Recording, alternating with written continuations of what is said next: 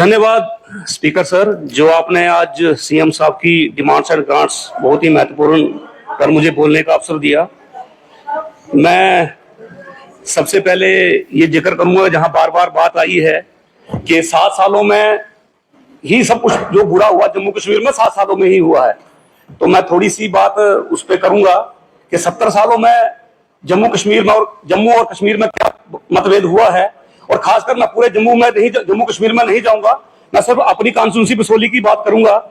तो हमारा जो डिस्ट्रिक्ट कठुआ है जम्मू कश्मीर का नहीं लगता मुझे पूरे हिंदुस्तान का सबसे बड़ा डिस्ट्रिक्ट होगा, जो कम से कम भी 500 किलोमीटर की रेंज में फैला हुआ है, जिसमें हमारा पहाड़ी जिला जो बनी बसोली बिलावर की बहुत ही पुरानी मांग है जिले की। 2008 में गुलाम नबी आजाद साहब ने 8 जिले बनाए, उस समय भी हमारे डिस्ट्रिक्ट कठुआ की अनदेखी हुई है, क्योंकि पहाड़ी एरिया है, दूर दराज का क्षेत्र है और हमारे लोगों को काम करवाने के लिए कठुआ में आना पड़ता है, बहुत दूर दराज का सफर है। तो इसलिए मेरा सीएम साहब से निवेदन है कि जब भी आप अभी नया एडमिनिस्ट्रेशन को यूनिट बनाते हैं तो हमारा बसोली को डिस्ट्रिक्ट का महत्व दिया जाए। उसके बाद मैं एक निवेदन और करता हूं कि हमारे बसोली में रंजीत सागर डैम बनी है। रंजीत सागर जो डैम बनी है बसोली के संसाधनों पे, जम्मू कश्मीर के संसाधनों पे डैम बनी है। इसमें 22 गांव की जमीन गई थी, 1,11,740 कनाल जमीन हमारी जो गई है, और 1979 में इस पे समझौता हुआ था, लेकिन 1984 में वहां पे जमीन का जो लैंड रेट फिक्स हुआ, लेकिन लोगों को जो मुआवजा मिला वो 1995, 96 और 2000 तक मिला। जो बीच का डिफरेंस है उस हिसाब से उनको मुआवजा मिलना चाहिए था, लेकिन आज भी कंपनसेशन के लिए हमारे लोग तरस रहे हैं। एम्प्लॉयमेंट की बात है तो वहां पे जो अफेक्टेड फैमिलियां थी वो थी 1802, 1541 फैमिलियां एलिजिबल की गई थी, लेकिन 816 को नौकरी मिली है, 725 लोग आज भी तरस रहे हैं उसके लिए। उसके बाद में रिलीफ एंड रिहेबिलिटेशन पैकेज, इसके तहत भी हमारा आज भी 9,56,85,772 रुपए जो है पंजाब गवर्नमेंट से बाकी हैं। घिराव केसेस के अंदर 367 कनाल जमीन जो है हमारे लोगों की गई थी, जिसमें पानी आ गया था, लोग उस जगह को छोड़ के चले गए, लेकिन आज भी 367 कनाल जमीन का लोगों को मुआवजा नहीं मिला।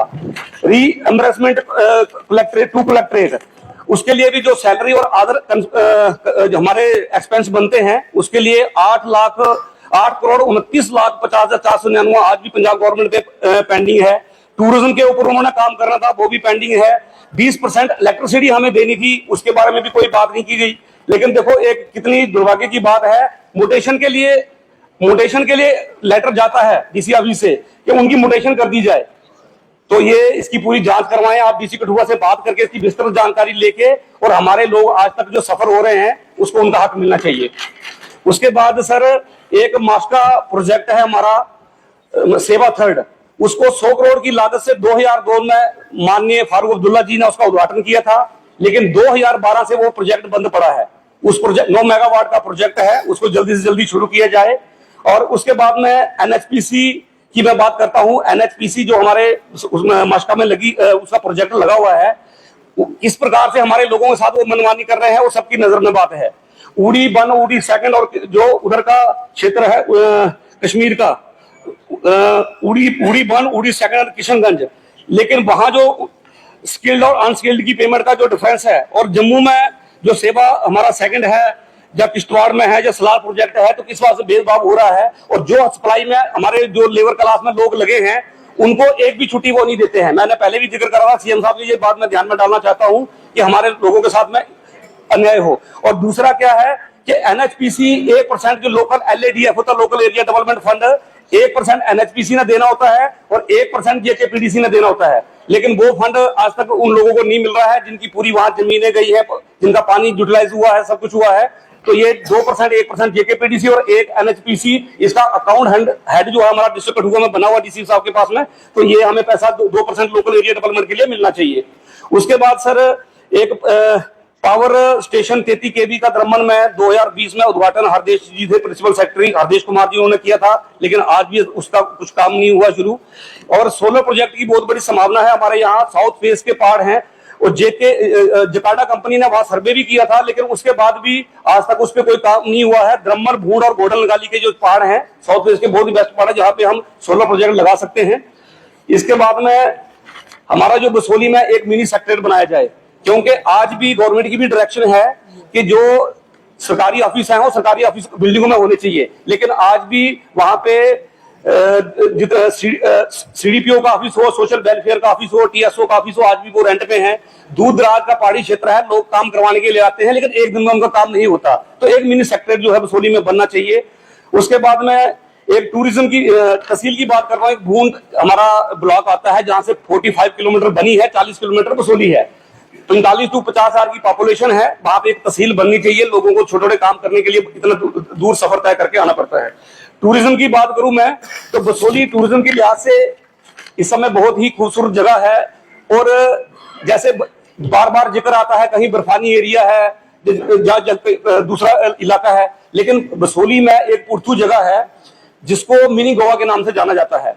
तो मैं चाहता हूं कि वहां पे रणजीत सागर डैम है और एक और प्रोजेक्ट जो हमारा शापरकंडी का प्रोजेक्ट जो 35 साल से बंद पड़ा था, 2014 में मोदी गवर्नमेंट आने के बाद में डॉक्टर जितेंद्र सिंह जी ने उसमें पूरा ध्यान देके इनिशिएटिव लेके और वो प्रोजेक्ट भी कंप्लीट हुआ। तो हमारी शापरकंडी की भी लेक तैयार हो गई है, तो वहां भी टूरिज्म के लिए कुछ ना कुछ करना चाहिए। बसोली से दलोजी जो है 35 किलोमीटर है, तो टूरिस्ट आता है, लेकिन वहां पे डेवलपमेंट नहीं है, कुछ फैसिलिटी नहीं है। जो पलाई का गांव आता है वहां पे एक सर्कुलर रोड बनना चाहिए और एक थे डैम से लेके बसोली तक रिवर फ्रंट रोड बने, जिससे कि टूरिज्म को काफी बढ़ावा मिल सकता है। एक थोड़ा सा सर मैं छोटा सा कहूंगा कि एक क्रूज भी हमारा वहां क्रूज चलाने का भी काम हो सकता है। ट्रांसपोर्ट डिपार्टमेंट J&K ने हाल ही में जो उनका एक MOU साइन हुआ है वाटरवे अथॉरिटी ऑफ इंडिया के साथ में, तो उसके लिहाज से वहां एक क्रूज भी चलाया जाए। और एक बहुत बड़ी बात है, ministry of tourism of India ने सब पूरे हिंदुस्तान में हर स्टेट से एक एक विलेज लेना था, उसमें हमारी बसोली को चुना गया था स्वदेश दर्शन 2 में, और वो भी आज तक उसके भी कोई काम नहीं हुआ। तो उसमें भी काम हो और एक CO BBDA की पोस्ट भी वहां खाली पड़ी है, CO टूरिज्म खाली पोस्ट है, उसको भी भरा जाए। और रिलीजियस के हिसाब से भी हमारा बसोली, बिलावर, बनी एक बहुत अच्छा क्षेत्र है, जहां जोड़े माता, दोला माता, नुकलानी माता, बसोली में कैचलो माता, बिलावर में सुकराला माता, ये रिलीजियस के हिसाब से भी टूरिज्म में बहुत बड़ा बढ़ावा दिया जाता है। और एक बसोली के साथ ही धार मानपुर एरिया है, बहुत ही खूबसूरत एरिया है। मेरा निवेदन है CM साहब से कि उसको भी एक टूरिज्म एरिया के हिसाब से उसको भी डेवलप किया जाए, उसको ध्यान दिया जाए। धन्यवाद।